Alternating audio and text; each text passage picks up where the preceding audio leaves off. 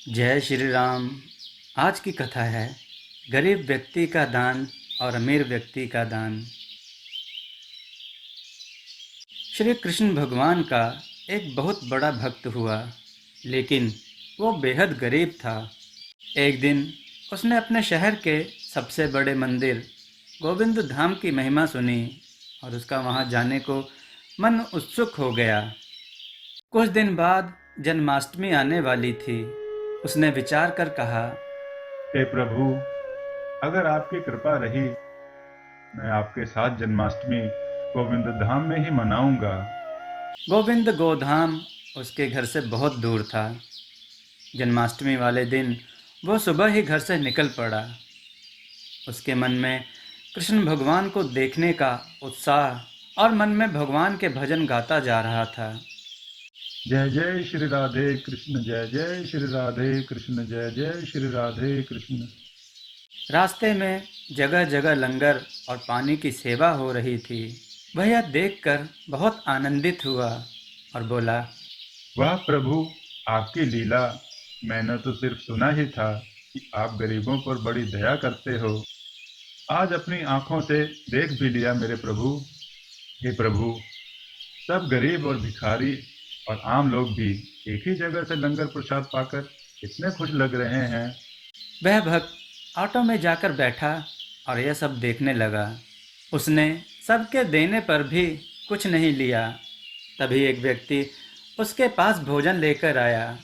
भाई, ये भगवान का प्रसाद, भगवान का भोजन चख लो। नहीं नहीं भाई, अभी मुझे प्रभु के दर्शन करने हैं। पहले दर्शन करूंगा, फिर प्रभु का प्रसाद पाऊंगा। उसने सोचा, मंदिर में भी गरीबों के लिए बहुत सा प्रसाद का इंतजाम किया होगा। पहले दर्शन करूंगा, फिर प्रसाद पाऊंगा। रास्ते में उसने भगवान के लिए थोड़े से अमरूद का प्रसाद लिया और बड़े आनंद में था भगवान के दर्शनों को लेकर। वह भक्त इतनी कड़ी धूप में भगवान के घर पहुंच गया और मंदिर की इतनी प्यारी सजावट देखकर भाव विभोर हो गया। उस भक्त ने मंदिर के अंदर जाने का किसी से रास्ता पूछा।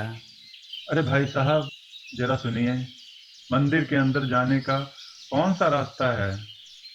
भाई साहब, यहाँ से सीधे चले जाइए और वहाँ जो लाइन लगी हुई है, आप भी उस लाइन में जाकर लग जाइए।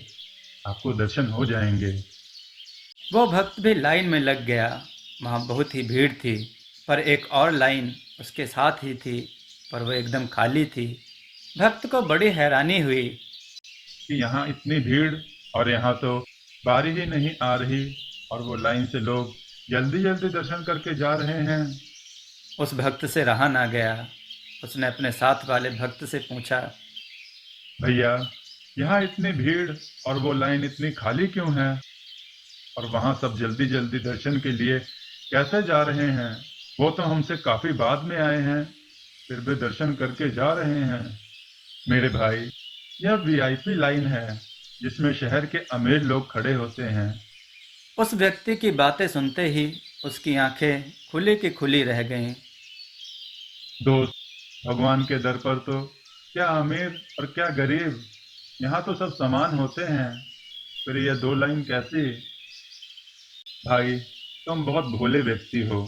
तुम नहीं जानते, यहाँ पैसे के बल पर कुछ भी कर सकते हैं। उस व्यक्ति की बात सुनकर वह सोच में पड़ गया। कितनी देर भूखे प्यासे रहकर उस भक्त की बारी दरबार में आ ही गई और भगवान को वो दूर से देख रहा था और उनकी छवि को देखकर बहुत आनंदित हो रहा था। वो देख रहा था कि भगवान को सब लोग यहाँ 56 भोग चढ़ा रहे हैं और वह अपने थोड़े से अमरूद सबसे छुपा रहा था। जब दर्शन की बारी आई तो सेवादारों ने उसे ठीक से दर्शन भी नहीं करने दिए। देख क्या रहे हो? जल्दी जल्दी माथा टेको और चलो, बाकियों ने भी तो दर्शन करने हैं।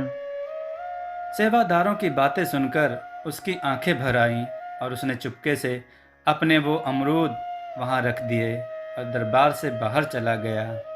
दरबार के बाहर ही लंगर प्रसाद लिखा हुआ था। भक्त को बहुत भूख लगी थी। यहाँ तो लंगर प्रसाद के बारे में लिखा है। सुबह से बहुत भूख लगी है, चलूं थोड़ा सा प्रसाद ग्रहण कर लूं। तो प्रभु की बहुत कृपा होगी। जैसे ही वह लंगर हाल के गेट पर पहुंचा तो दो दरबान खड़े थे। वहां उन्होंने उस भक्त को रोका और कहा, पहले वीआईपी पास दिखाओ, फिर अंदर जा सकोगे। भाई, यह वीआईपी पास क्या होता है? मेरे पास तो नहीं है। यहाँ जो अमीर लोग दान करते हैं उनको पास मिलता है, और लंगर सिर्फ वो ही यहाँ खा सकते हैं। तुम जैसे निर्धनों का इस लंगर हाल में स्वागत नहीं है। बाहर जाओ और वहीं खाओ। भक्त की आंखों में इतने आंसू आ गए और वह फूट फूट कर रोने लगा और भगवान से नाराज हो गया और अपने घर वापस जाने लगा। रास्ते में वह भगवान से मन में बातें करता रहा। मेरे प्रभु भगवान, आप भी अमीरों की तरफ हो गए। आप भी बदल गए प्रभु। मुझे आपसे तो यह आशा नहीं थी। और सोचते सोचते सारे रास्ते रोता रहा। भक्त घर पर पहुंच गया, परंतु वह रोता रोता सो गया। भक्त को भगवान ने नींद में दर्शन दिए और भक्त से कहा, तुम नाराज मत हो पुत्र। अमीर लोग तो सिर्फ मेरी मूर्ति के दर्शन करते हैं। अपने साक्षात दर्शन तो मैं तुम जैसे भक्तों को देता हूँ, और मुझे 56 भोग से कुछ लेना देना नहीं है। मैं तो भक्त के भाव खाता हूँ और उनके आंसू पी लेता हूँ। और यह देख, मैं तेरे भाव से चढ़ाए हुए अमरूद खा रहा हूँ।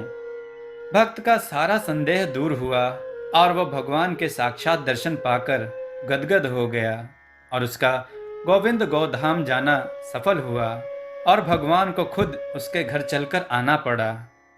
जय जय श्री राधे कृष्ण।